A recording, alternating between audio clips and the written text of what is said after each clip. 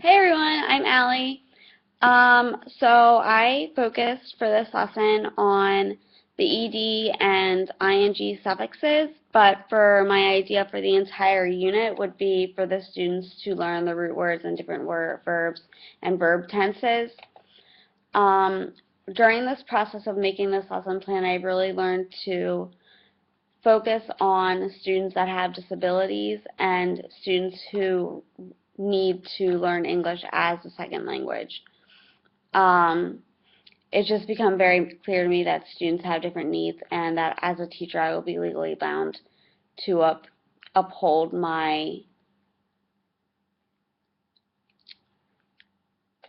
this part of the bargain, I guess. I use different strategies during my lessons. I try to use as many learning strategies as I can based on Gardner's theories of multiple intelligences. So I have the kids doing kinesthetic and writing activities and listening activities. Also, they're going to be speaking with one another a lot. I have incorporated a TPR strategy where students will get up and they'll act out the verb that I'm telling them to do, and they will have to identify whether they should walk or if they've walked or if they're walking. I'll be modeling this with them so it won't be so hard for them, especially the students that I put in my class that they're not proficient in learning English.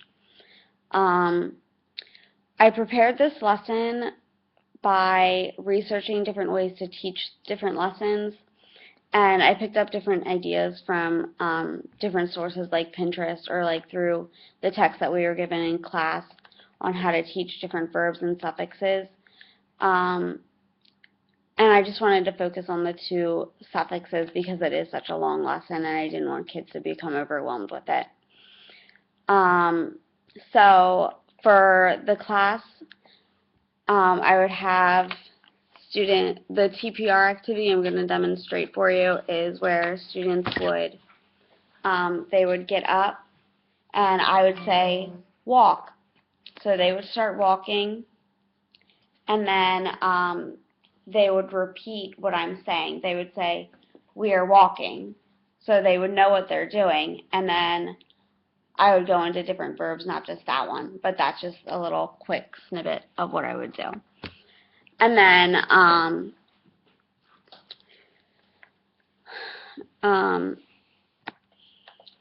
what else would I do? And then for the last part of the class, I just plan to teach them through more hands-on activities and projects, just so they can be creative, and I plan for students to work together because teamwork is really important, especially if they don't speak the same language all the time and they need help with that. I think that's a huge portion of getting one another to interact with each other and make everybody feel comfortable and feel like they're really part of the classroom.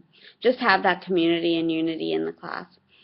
I would really like everybody to just be able to relate to each other and accept one another regardless of their culture, language, race, or whatever.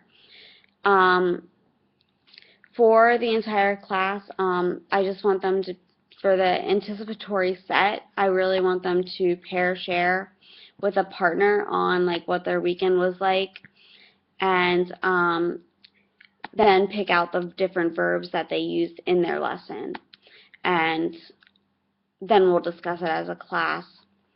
Then we would go into different verbs and everyday routine verbs like sleeping, washing their hair, getting dressed, going to school, picking up food for dinner, things like that. And then we would talk about the different suffixes that we found that we used, mainly focusing on the ED and the ING. Like today I walked to my car and drove to school, and then later I am going to the grocery store to pick up some food for dinner. To engage the students, I said that I would be using the TPR instruction using the ing verbs, and then they would repeat what I had just said to them just to get them vocalized and speaking and learning to use the language more frequently and getting really comfortable with it. Students would also play a game where they break into pairs and practicing speaking with the different suffixes and hold brief conversations with their peers. And then they would go around and see who can get as many like sentences or like figure out what everybody's saying or doing. And holding as many conversations with each other. And then they'll like earn 3 different rewards, what I would call bucket fillers. For guide practice, the students will complete a worksheet that I have made, that I would have made anyway, and they would just fill in the blank on which suffix the one verb would end with. And then as a closure, I have them watch a video tube that I found, or a video off of YouTube that I found from the Schoolhouse Rock people. And then for the assessment, I have them going around the room with a hat, and two, like they'll be working in partners, so like one student will choose one thing out of a hat and then the other student would choose another thing out of the hat, and it would be a verb or a sentence with a verb in it, and it would be an ing verb and an ed verb. So one student would be getting an ing verb, and then one student would be getting an ed verb. And then they would have to act out the sentences in front of the class and hold a conversation with their partner and make a whole scene out of it. For different accommodations, different students would just have different accommodations based on their needs. There's quite a bit, so I'm not going to get into it. But they would, then the gifted students would also probably go into a different classroom.